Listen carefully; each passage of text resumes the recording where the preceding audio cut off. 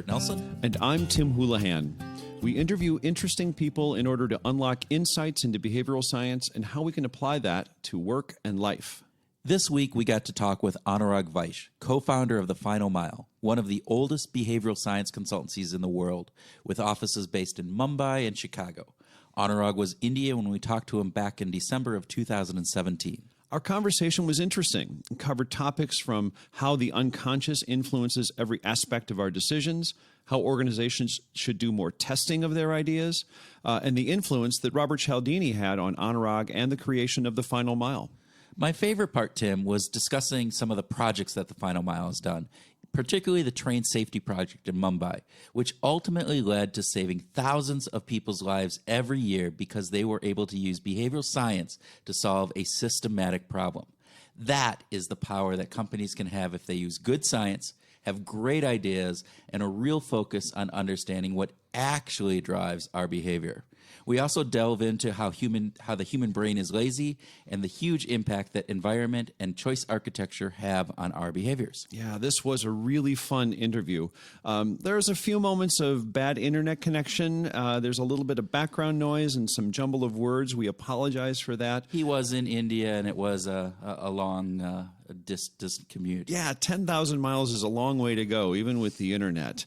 But if you're willing to put up with just a couple of little glitches here and there, we're excited to share with you our conversation with Anurag Vaish. So get ready to groove.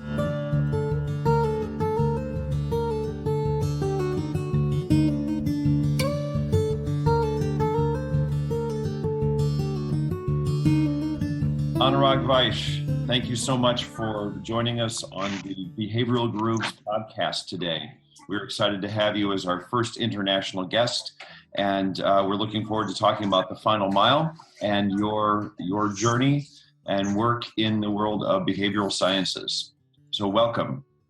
All right. Thank you, Tim. Anurag, first question that we have for you today is, so TheFinalMile isn't a household name in the United States, but you guys are one of the oldest, if not the oldest, and largest behavioral consultancies in the world. Tell us a little bit about TheFinalMile and tell us about what you do there.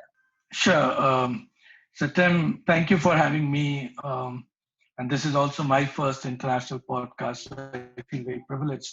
And thank you for thinking about us, right? So to get to your question, right, yes, we are not a household name, but also I realize that there aren't many companies in behavioral science that are household names in the US, right? So True. As a category, we've been, pretty small. But, I have this, a feeling of shame that, having started in 2008 and now we are in 2017, it's almost 10 years that we've been working this field. And, the application of the science is not yet as popular in the corporate world as we would like it to be, right? But the company overall, right, we started in 2008, much before even, books like Predictably Rational or Nudge came into being, right? So very, very early starters, mostly kind of influenced by the book, influenced by Cialdini, right? It's been a massive influence on us. In fact, when the four of us partners met for the first time, thinking about starting something like this, we were all kind of, zeroed into the same thing, that there is this book called Influence, and it seems to suggest that there is a very different route to kind of understanding and influencing human behavior, and something that we've been kind of up to for the last 10 years. Me, personally, I'm one of the founders, and my interest right from the very beginning has been on evolving new research capabilities to really do justice to the science, right? So, the science kind of, opens up a very new way of looking at human brain, right? And sometimes, some of the books we read and some of the popular articles we read, to my mind, can be misleading in terms of how easy it might be to influence human behavior, right? So you read an article, you think of a principle, you start to apply it, and you believe results will come. Uh, the fact of the matter is that these experiments themselves are finding difficult to be replicated in the lab itself. Forget about replicating it in real life Yeah. experiences, right? And so, we wanted to go back to the basic principles, right? Saying, what the science says is that there is a non-conscious human brain that heavily influences our decision making, right? So we need a research tool that is able to explore the non-conscious brain and understand how decision making is happening. So first up, start with research tools, right? Then think differently about strategy, right? I mean, the reason to believe kind of strategies don't exist anymore because consumer behavior himself is in ways not known to the consumer himself, right? So Yeah. rather than kind of banking on awareness, think more of emotions, think more of heuristics, think more of the immediate context and the situationality of the decision making, right? And then design, right? And that's the point I was making in the conference a few weeks back. That ultimately, right, rather than believing that we can change our behavior by being aware of what is right and wrong, we need to really design our environments in a way in which our behaviors get influenced, because motivation to my mind is highly overrated as a way of kind of changing our own behaviors, right? Yes. So that's been the way we've been working. Well, thank you, Anurag. So, as you mentioned, we met a few weeks ago in San Francisco at the Behavioral Science and Marketing Summit. You mentioned influence as one of the books that really influenced you. There you go. Yeah, well, There's a there you nice, go, there's a yes. good component. And Cialdini spoke at the Behavioral Science and Marketing Conference. Was that your first time meeting him, or have you met him in the past? Oh, that was the first time. So it was a privilege kind of meeting someone who influenced my life so massively, right? Yeah, I thought the Yeah. same thing. He was a big influence on a lot of the work Yes. that Tim and I have done, and so I thought it was a really neat opportunity in the small setting that we had to do that. So that's always fun. I did want to follow up just one other thing too on that, Anurag. So you talked about um, that component of reading something in a book and then people thinking, wow, this is really cool. Now let's go apply that principle in real life. And the fact of the matter is it's hard enough to replicate a lot of those studies in the lab. And sometimes it's almost next to impossible to replicate those findings in the real world. How do you go about then in the way that you use your process? How do you go about making sure that the behavioral science principles that you're trying to apply are actually working? What is it that you guys do at Final Mile in order to make that happen? Yeah, interesting, and absolutely. I think just a point around Cialdini's work, right? So, you know, I would say that, it was massively influential in getting me into this space, right? But the evolution from there is massive, right? I mean, you look at his six principles, they look, profoundly universal. You are tempted into applying those principles again and again to influence behavior, right? Yeah. But I think the good thing we did was that we left it there, saying that this is inspiring, right? But Mm. this is not it. This is not it. If we want to really kind of make behavioral science work, we need to expand these six principles massively. We need to find ways of researching consumer behavior. We need to bring emotions into play. This is something that I've been ranting about for ages, right? And I've written a few blogs around it, which is, this whole idea of emotions, which is so powerful in determining our behaviors, in guiding our decision making, is so underexplored in the behavioral economics community, right? And so that, to our mind, was a very very big part in determining our processes for working the science, right? So, like you asked, right? So, what do we do, right? Really to kind of understand and influence human behaviors. I think the one thing we very consciously done in our system is to not get, you know, get stuck by one kind of a learning, right? So Okay. to us, behavioral economics is just one component of behavioral sciences, right?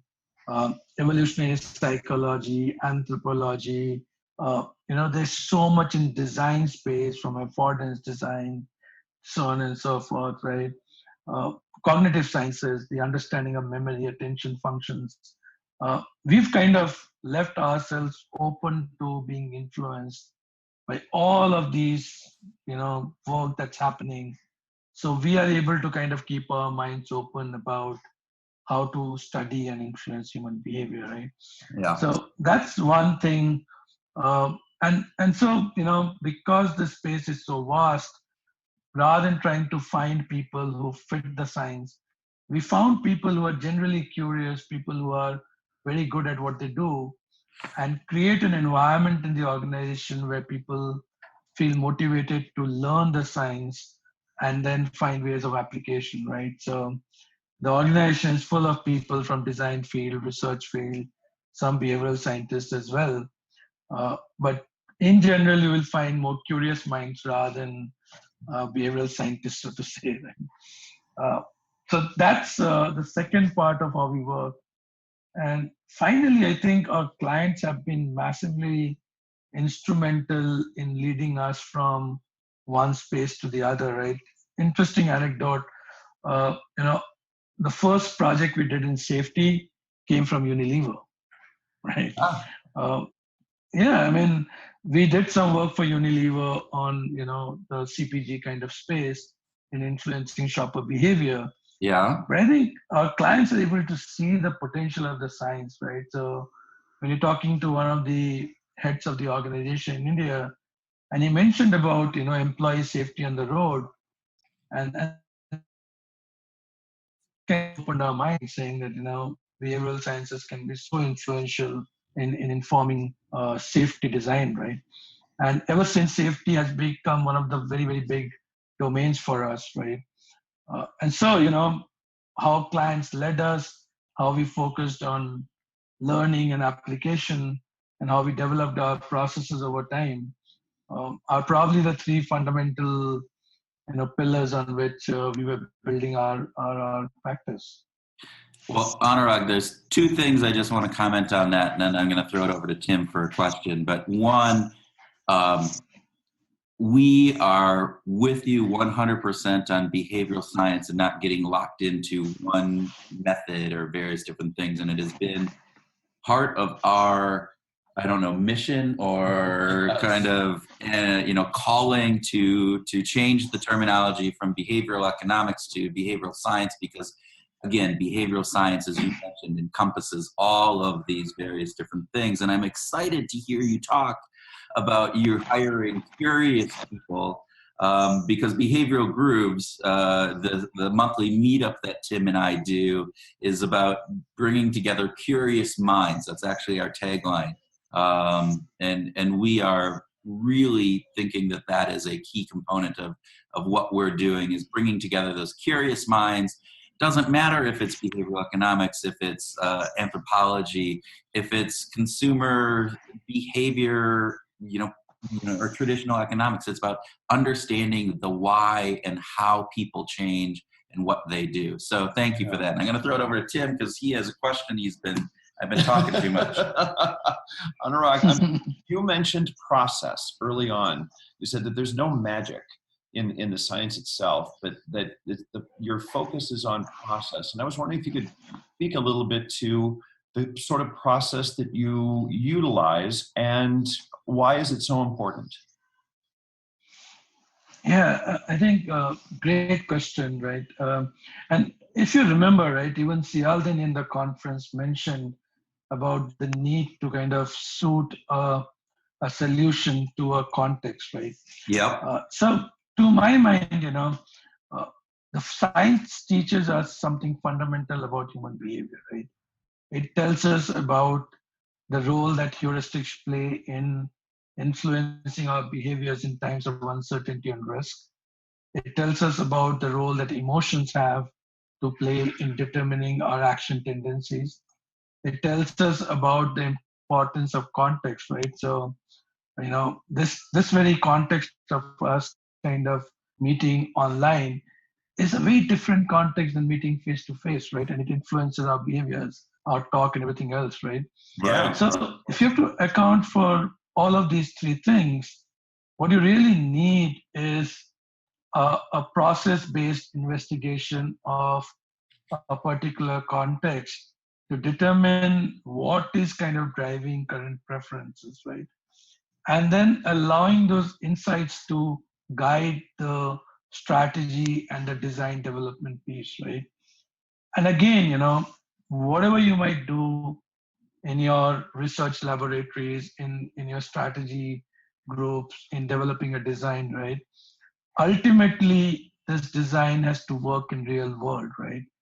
And experiments are not the same as experience. So you have to kind of have this openness to designs failing in real environment, and therefore have the ability to learn from those pilots and reiterate again and again till you get a design that really kind of solves the problem that you're kind of trying to address, right?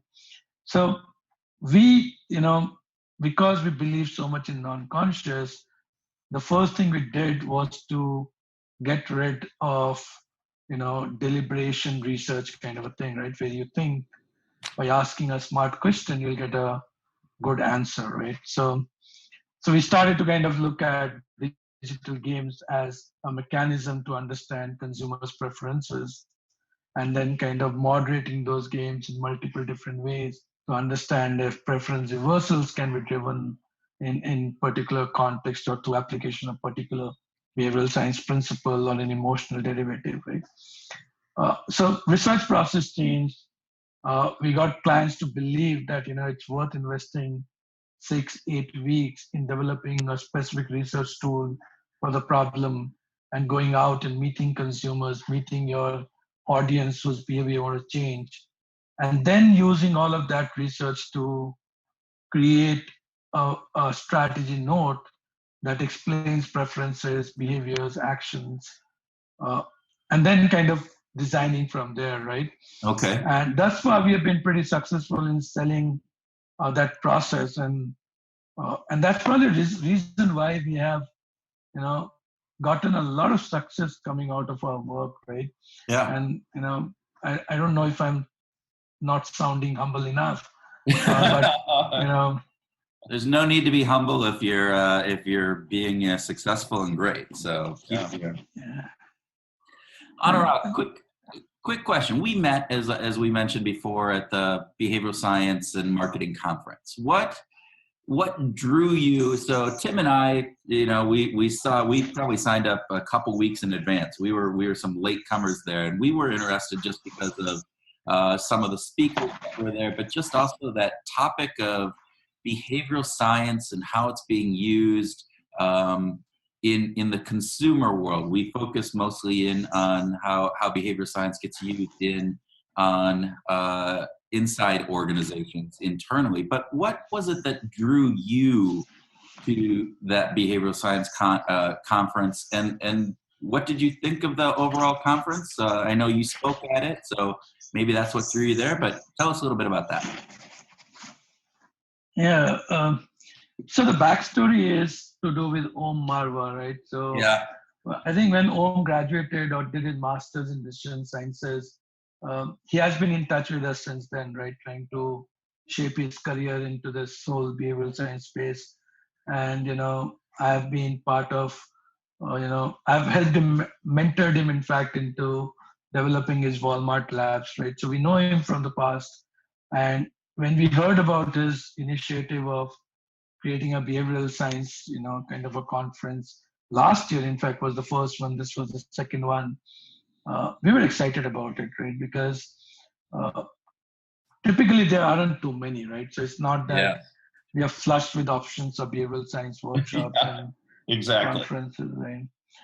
So just for our listeners, Om Marwa is the global head of behavioral science at Walmart and Sam's Club, and he is the individual who is pretty much put on the conference that we're talking about here. So I just wanted to set the stage for people who may not know of that, but he's young, and has made some really interesting stuff. So I'm glad to hear that you were mentoring him and part of his stuff. So great. That is great.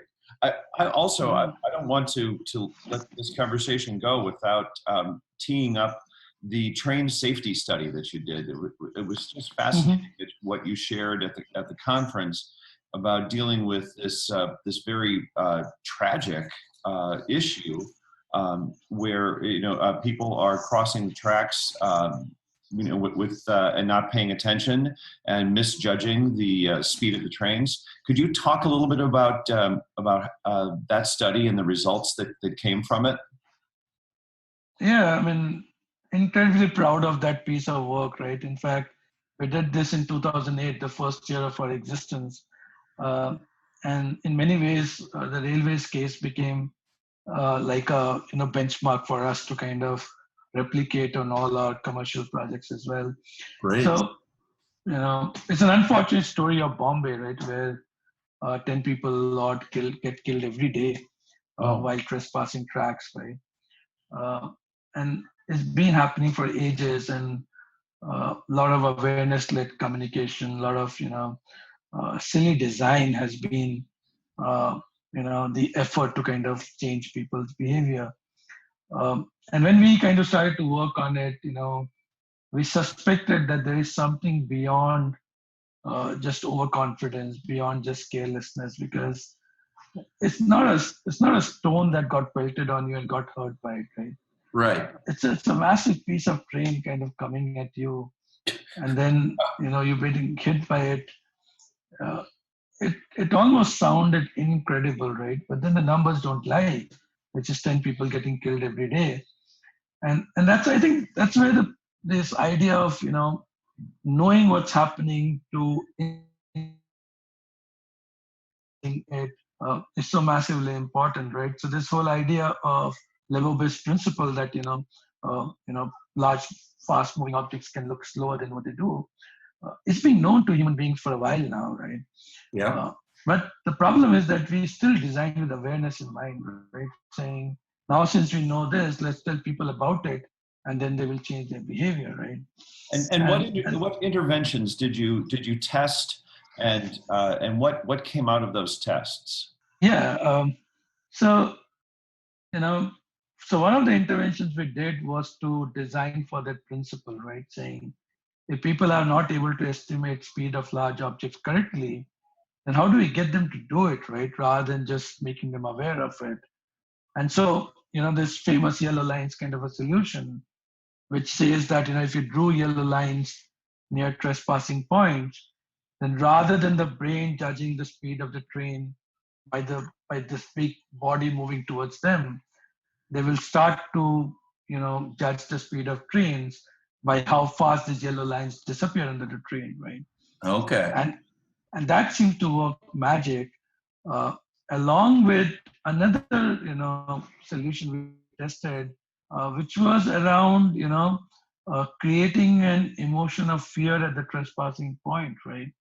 So rather than showing false dead bodies and all those caricatures, and we as human beings are really poor at even seeing our own death in our own dreams, right? Forget about kind of believing those posters that appear.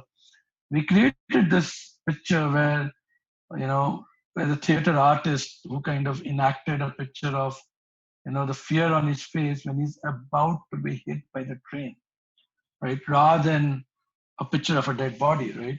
Right. And we believe that both of those together kind of delivered such fantastic results that there were like about 70% decline in deaths in places where these solutions were implemented, right? That is amazing. Yeah, to save people's lives is remarkable. And using behavioral science and that, and again, just to reiterate and maybe try to paint the picture. So when you guys came in, you were studying the reasons why.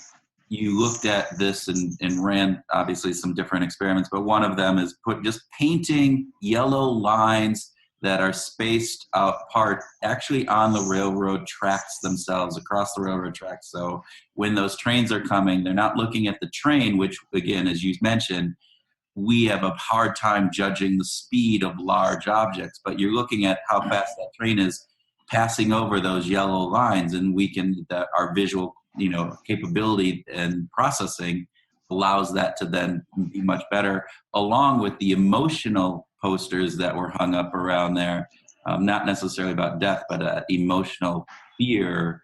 And we'll put in the links on the webcast here, or on the podcast, excuse me, some links to that study. I know you have some stuff on your website, and you can see the posters, and you can see the yellow lines. And so listeners, you guys can go out there and see that. That'll be in the show notes as we're going through here. So just to add a point right over there before I finish this topic, what design does is, design understands the human mind better than most strategists can, right? Yeah. So the fact that, that the human brain just has no ability to ignore any information in its environment, right, is the reason why yellow lines work, because nobody is standing on those tracks trying to calculate speed of train, right? Nobody is trying to look for, reference points, right? But it's just that our brain has not learned to ignore any information. Right? Yes. It's just that when it becomes important to us, it kind of uses it. Otherwise, it just kind of, keeps it on the side, right? And so we believe that when these yellow lines, gave them a new piece of information to the brain processed it and adjusted its decision-making processes, right? Yeah. Without even knowing that did he see the yellow lines, he might not even consciously know that he saw those yellow lines. Forget about knowing that it influences their behavior, right? Yeah. But your non-conscious brain is out of your conscious boundaries, right? It doesn't behave the way you want it to. It just behaves on its own, right? Yeah. Yes. Well, and you think about that in other contexts too, right? In Thaler's work on just choice architecture and having the default option, and how, our heuristic is we just accept that the default. And so you want people to increase their organ donation, sign up, you have that as default, and people check out. And there's a number of those factors, which again, I think is what you're talking about, is what you do, is you look at the world through that lens of saying, hey, how do we actually influence these behaviors, and what is it about our the emotional side of us, the heuristic side of us, that we can actually apply some of these things, not necessarily in a lab perspective, but in a real world perspective, that are going to make a difference. And so with that, exactly, so even default, right? One has to understand why default works, right? Yeah. The default works because human brain is lazy. Yeah. Yes. So given a chance to not make a decision, the human brain will not indulge, right? Yeah. So what default does is gives your brain a chance to avoid making decisions, right? Yes. So if you understand that the human brain is lazy, why just default? You can create 100 design pieces that works with the laziness of human brain, rather than push it into making effort to make decisions, right? And so while choice architecture, the way default works in choice architecture is one design of choice architecture, right? The simple principle of choice architecture, though, is how do we make decision making easy? Right? Yes. And so beyond default, we have experimented with, tens of different choice architecture designs, and some of them have returned, brilliant results, because the principle of saving energy for the brain works. Yeah. Could you speak to is there another case that would highlight that, Anurag, that you could speak to for just a minute? Oh yeah, so we did this work for e-commerce sites, right? And it's a curious case that e-commerce websites return a conversion rate of about 1, 2, 3, 4%, right? I think South Korea is an exception in the sense that it conversion rates are about 7 to 8%. By conversion rate, I mean the number of people who come to the these e-commerce websites to the number of people who really end up buying something over there, right? Yep. And so So one of the problems we faced was that there's so much choice and so much information that it kind of works against decision making, right? So when you have to kind of choose between two things, you're leaving one out and you're buying one, versus when you have to choose between 100 things, you're leaving out 99 for one, right? So the dissonance is much more. The availability of information and the ability to explore information is almost infinite on a web platform, right? So Right. all of these things are working against decision making, as against our belief that more information, more choices help better decision making, right? And so one of the choice architectures we created over there was informed by this theory around decision field theory. That I'm not sure if you've heard about it, but DFT is another choice architecture theory, right? So what it says is that if I give you three choices, so that the folklore is that when you have three choices, you typically compromise and choose the one in the middle in terms of price, quality, whatever else, right? Yeah. But that's not necessarily true, right? Uh, the truth is that we choose the one that's easiest to decide upon, right?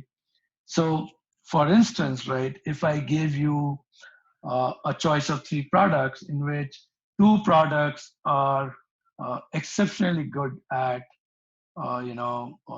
quality, for instance, right? Right. And the third product is far more efficient in terms of delivery time, right? Okay. Right? Then it's difficult to decide between the first two products because they are very good at quality, both of them, right? But suddenly you can change your attribute to something that comes home faster, gets delivered faster, right? So then you did not do a compromise. You chose one that's easier to decide between the three, the one Okay. that delivers the fastest, rather than trying to choose between two really good quality products, right? So how these attributes kind of come into play in helping you make easier decisions is the the fundamental theory in choice architecture, right? And so using dominance design, using similarity principles, using compromise principles, you can architect choice in ways in which you can drive people towards better choices simply because how you played with the attributes of it, right? So does that make sense? Yeah, yeah. It does, and it's an interesting component that you talk about in how we switch our decision making preferences on those attributes if one becomes more salient and easier in that three choice scenario that you have there. So really interesting stuff. Do you see how are organizations applying behavioral science in their work? Um, how is it being adopted by them from what you're seeing? Is it becoming more prevalent?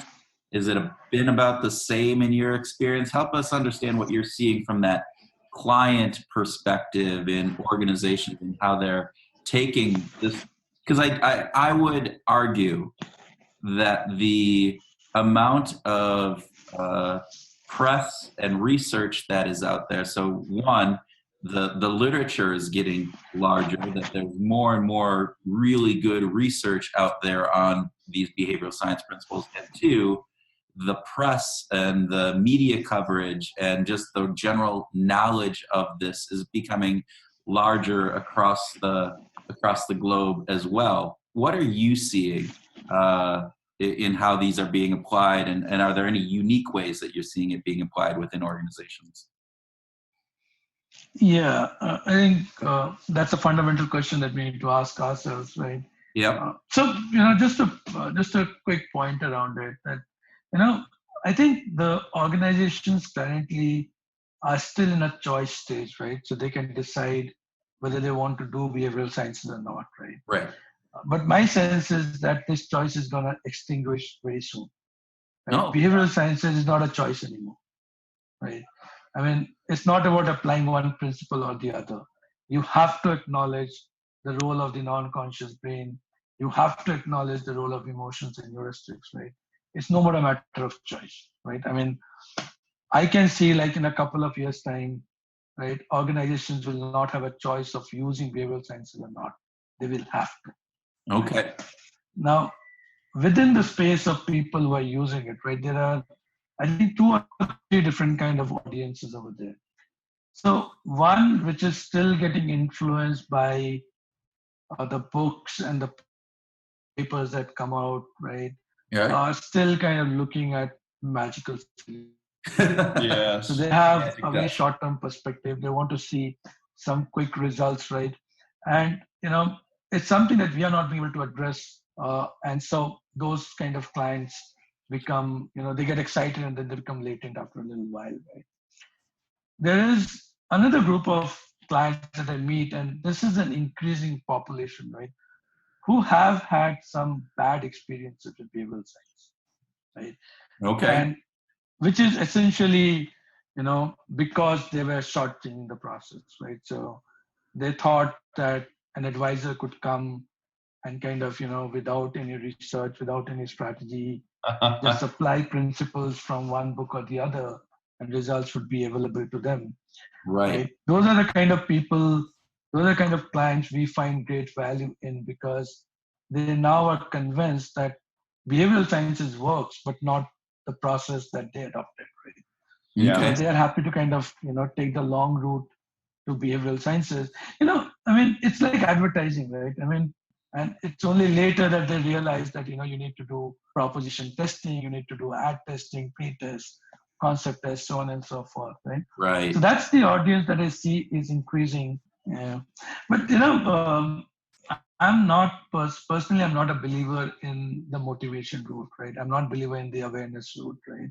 So Okay. I think most of the people who love behavioral sciences, who see how it might be effective, need to start thinking beyond awareness, right? So knowing that smoking is harmful is not a good enough reason to quit smoking, right? Right. And so the more you think of designing environments, right, that influence your behavior, rather than, creating narratives which is built on awareness and belief and motivation, I think the more success you will get, right? So Great. focus on designing environments that influence your behavior rather than narratives that build conviction, belief, motivation. In my mind, that's how we operate. And so that's what I can advise your, listeners. That's excellent. That's Yeah, excellent. thank you. And I think you can take that and apply it both in an individual's life, whether or not, like you said, you want to quit smoking or you want to lose weight. It's not being aware that smoking is bad or that being overweight is bad for my health. It is, how do I design the environment that I live in? Do I have those cookies? I always use the example of Oreo cookies, which I love. And if they're in the house, I'm going to eat them, right? And so, number one, let's keep the Oreo cookies out of the house as much as possible. But but I have kids, and my kids like Oreo cookies, and I don't want to necessarily deprive my kids of having Oreo cookies. So what we do is we just keep the Oreo cookies down in the basement.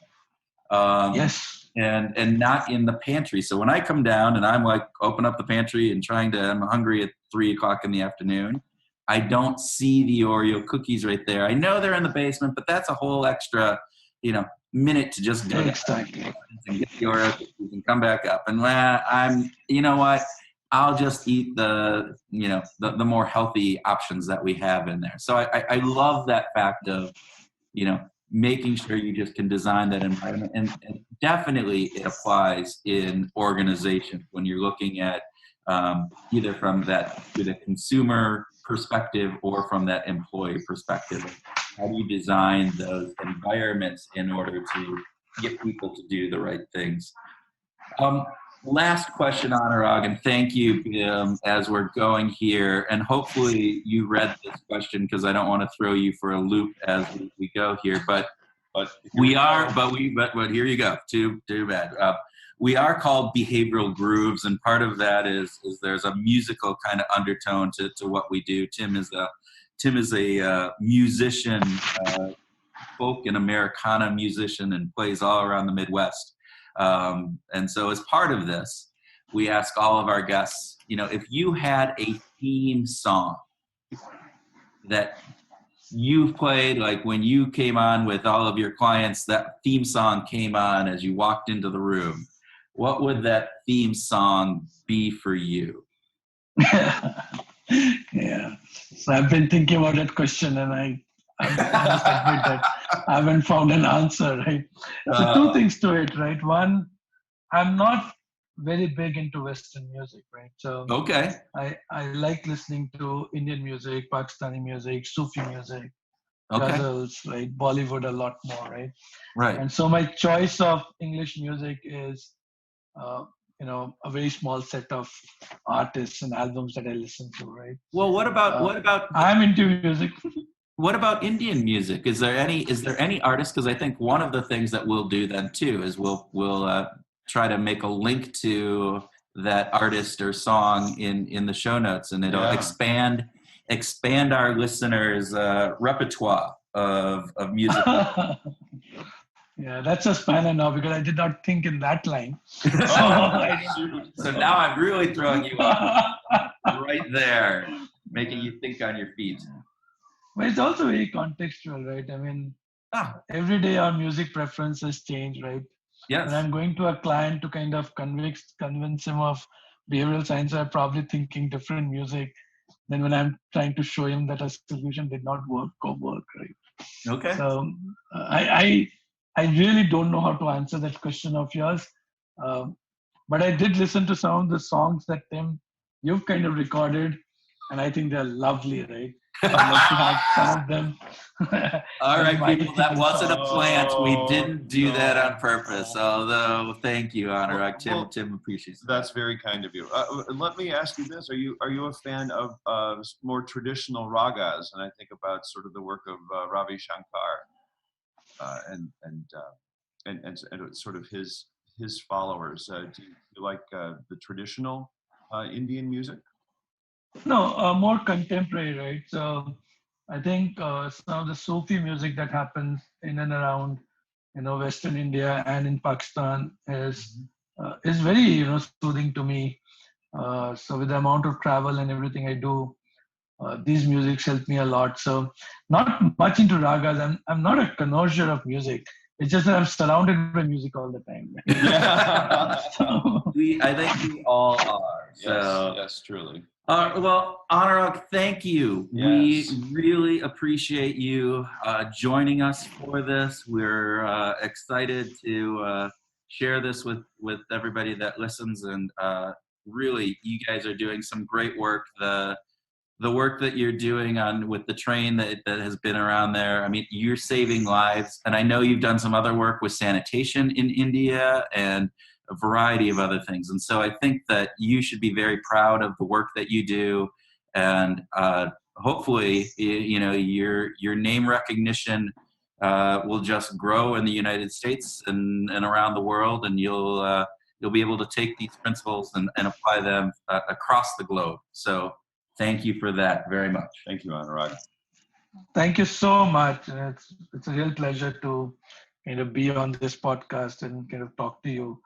I think I enjoyed the conversation a lot because this is not the kind of conversation I have every day, right? So, but it kind of makes us think more fundamentally about these topics, right? And so, really grateful. Thank you so much. Yeah, we are geeks about this stuff. Yes. And so what we love is talking with other people who enjoy this, and we kind of geek out on the principles and foundations and the nuances of this. And so thank you.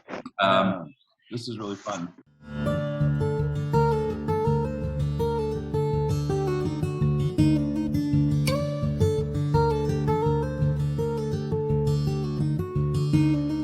Welcome to our grooving session, where Tim and I groove on what we learned from our Behavioral Grooves interview, have a free-flowing discussion on some of those topics, and whatever else comes into our crazy heads. So, Tim, impressions from Anurag's talk. What did you think? The big takeaway for me is how he emphasized that the unconscious is present in every decision, that it's time we sort of stopped believing in the myth that decisions are always conscious. I thought that was great. That was a great tee-up. It goes back to what we talk about on a pretty consistent basis, the fact that where our decisions aren't always the same that we think they are. Start again. Just keep going. All right. Oh my God. That was the train was getting momentum. And Just as it hit the end of the bridge and went off into the cliff. All right. Sorry, now I got to get back up to my first piece here. Hang on.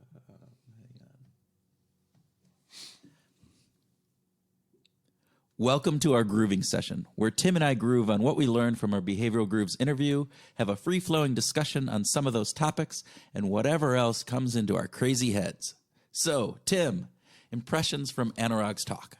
Well, I think you'd agree, Kurt, that Anurag's intense focus on how the unconscious is present in every decision, that it's time we stopped this myth or stopped believing the myth that our decisions are always made in a conscious role. I thought that was great. That's a great theme to take away from this. And if you think about that, it's behavioral economics at its peak, right? Dan Ariely, predictably irrational, talking about the fact that we think we know what we're doing, but we don't always really understand what are those underlying drives of what we and why we do things. Yeah, and Anurag's study and the work that he did with the Mumbai train stations. Right? I mean, how great is that we think that, of course, just by posting a sign saying dangerous, there are trains coming. Don't walk out on the tracks. That ought to be enough. Trains are huge. They kill people. They kill 10 or 12 people every day in Mumbai. Yeah. And the fact that when he looked at that and the company looked at that, the solution really was in understanding the dynamics of how our vision works and how people interpret that, and then the overall emotion that was based on that. And so the lines being painted in such a way that, hey, these large objects that are moving at incredible speeds actually look like they're traveling at incredible speeds, as opposed to large objects we're not very good at being able to judge their speed. And then the emotion on the posters that he talked about. And so using those posters to really convey that emotion of what can happen when somebody actually gets hit by a train. This is a great part of Anurag's approach, is that he's kind of like Switzerland. It doesn't seem like he really cares about who's done the science or where the science comes from, whether it's neuroscience or behavioral psychology or anthropological psychology. It doesn't matter. Whatever works to solve the solution, he brings in that expertise. And that's something that I think if we all approached the world with that kind of attitude, think how much better we would all be going, not just in business, but politics and life in general. But we digress. I just can't imagine. Okay, how about you, Kurt? What were some of the big takeaways for you, or what really engaged you in a way as we were talking to Anurag that you walked away with some really cool thoughts? Well, I think one of the things that he talked about was just how the need to bring in studies and replicate studies, and not just go off of our gut feel, and that there's a difference between experimentation and the real world. So experiments in a classroom are vastly different than experiments in the real world, and yet we have to do those experiments in the real world to see what really works. Mm-hmm. So and the experiments in the classroom to understand how to better construct the experiments in the real world. Yeah, when we have the opportunity, right? And I think the quote that we have written down, or I've written down, is experiments are not the same as experience. And I think that's a really interesting piece. Yeah. And so, yes, we need to do that research. We need to understand it. And we need to understand it in the real world experience of life, as opposed to just in the classroom. And yes, the classroom can inform, but that doesn't necessarily mean it translates into the real world life. Yeah. Well, again, in Anurag's sort of Switzerland approach, he's willing to say we might have to bring a lot of disciplines together. And that's going to be difficult to replicate in a classroom or in an experiment. They're just going to have to try stuff in the real world. Well, and I think this goes back into some of the conversations we've had at some of the Behavior Grooves meetups that we have, right? When you're doing an experiment, you're controlling for as many outside factors as possible to understand how one specific factor impacts somebody's behavior or thoughts. The real world, you can't control for all of those outside factors. They are there. They're present. They are things that we have to take into consideration. So yes, that one piece in isolation might have a huge impact on some behavior, but taking in totality of everything else that's going on, does that get drowned out?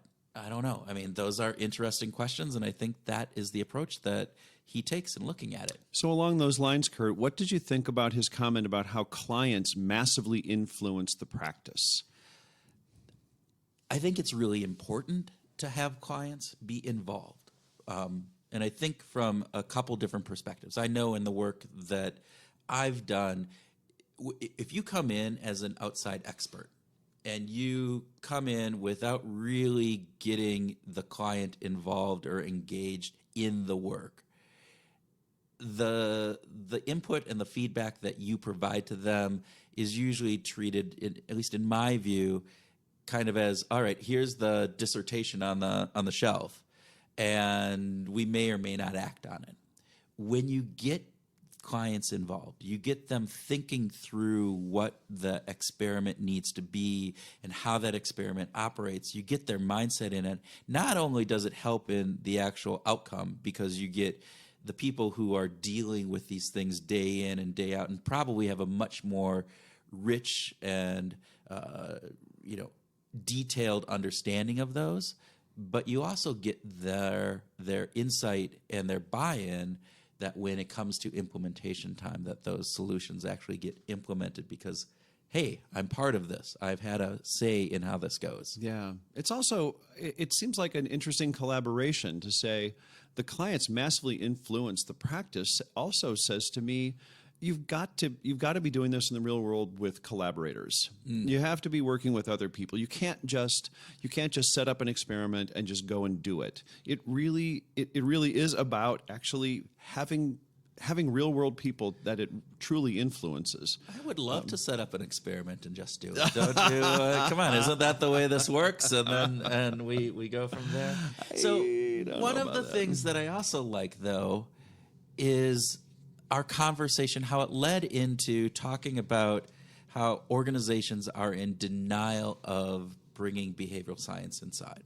And we've talked about this. Yeah. That the consumer-facing side of behavioral science in organizations gets a lot more focus and attention than actually on the internal components and applying behavioral science insights internally to organizations. You're talking about especially like to employees. To employees, to policies, organization systems, yeah, all of those factors that go into not necessarily the factor that faces the consumer, but it faces the internal organization. Yeah. And that, to me, I think is one of those key areas of opportunity that organizations need to overcome in order to really be effective. There was one thing that I disagreed with just a little bit. Okay. Anurag was really big on Cialdini's work. Robert Cialdini, the author of Influence, classic. Yep. It's a great book. Strongly recommend it to anyone if they haven't read Influence by Robert Cialdini. Anurag seemed to be saying motivation is overworked in the world. Yes. That we shouldn't be paying attention to motivation because, in fact, I almost heard him say that it's not worth the time or energy. That we always should be focused on is environment and creating these environments where decisions get made. And I took issue with that. In the work that I've done, and I think in the work that you've done, Kurt, that we have seen motivation gets there are catalysts for motivation. There are things that actually make motivation stronger or less. Yeah. In the real world. And not to take away from environment, because environment is very important. Absolutely. We have talked about that. We've seen that. But there is a component about motivation. If you are not motivated to change, regardless of the environment that you're in, for the most part, you're not going to change. there isn't going to be that internal impetus for you to change that status quo of what you're doing in order to have some sort of outcome that you're trying to align to or get. So, Tim, I'm going to ask you this time because you always spring this on me. What? What? Musical ideas. Here we go. So, what have you been thinking about or listening to lately that you would like to share from the musical world of Tim Houlihan? I like to promote local artists from Minneapolis because there are A, so many, and B, so many that are talented. In this case, I'm going to talk. I want to recommend a band that has kind of a Minneapolis connection, but actually got formed at Berklee College of Music in Boston. And then their name is Lake Street Dive, and their connection to Minneapolis is their name is the name because actually one of the players came from Minneapolis, and so they named it after Lake Street in Minneapolis, and they called it Lake Street Dive. So tell me about them. What kind of music do they play? What is their 4 members? Just lush harmonies. They're equally influenced by jazz and Motown as much as they are just rock and roll. And like I said, it's lush harmonies. They're incredibly talented players. The guitarist also plays trumpet, and on some tunes he won't be playing guitar, or he'll jump off the guitar to play a trumpet solo. And it's just a super fresh sound. So I love really, really good stuff. I love musicians that do multiple instruments. Yeah. I mentioned before, I think with you, Angus and Julia Stone as one of the groups. And when we saw them in concert, it started off with Julia coming out and playing a trumpet. And then she went, and then she's one of the lead singers. She played the guitar, she played the bass, she played the piano in one song, and again, that was their whole thing, and just pretty amazing in that. So, very cool. Okay, Lake Street Dive. Absolutely, you got to check them out. And you? All right, so I'm going different route this time. The song that has been stuck in my head and my kids' head, and that they ask me to play all of the time, is it's not even a real band. So it's not even a real band? It is a YouTube video from Bad Lip Reading, and it's called Seagulls. Stop It Now. Okay. And they take clips from Star Wars 5 with Luke and with Leia or Han or why am I drawing a blank? No, the little green guy. Why am I drawing a blank on his name?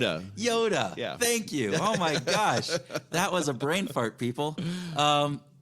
But they take this and they do these things, and it's just hilarious. It is funny and hilarious, and a very catchy tune. So, Seagulls, Stop It Now. Anyway, okay, Seagulls. Okay, all right, that's good. I will definitely check that out. Yeah. Okay, well, time to wrap up this round of the Behavioral Grooves podcast. Thank you all for listening, and we want to encourage you to subscribe if you're not. Get your podcast at any of your favorite podcast locations, whether it be iTunes or come to Podbean and grab it right off of our site if you so desire. Kurt, any closing words? No, just go out there, do good, and spread the word.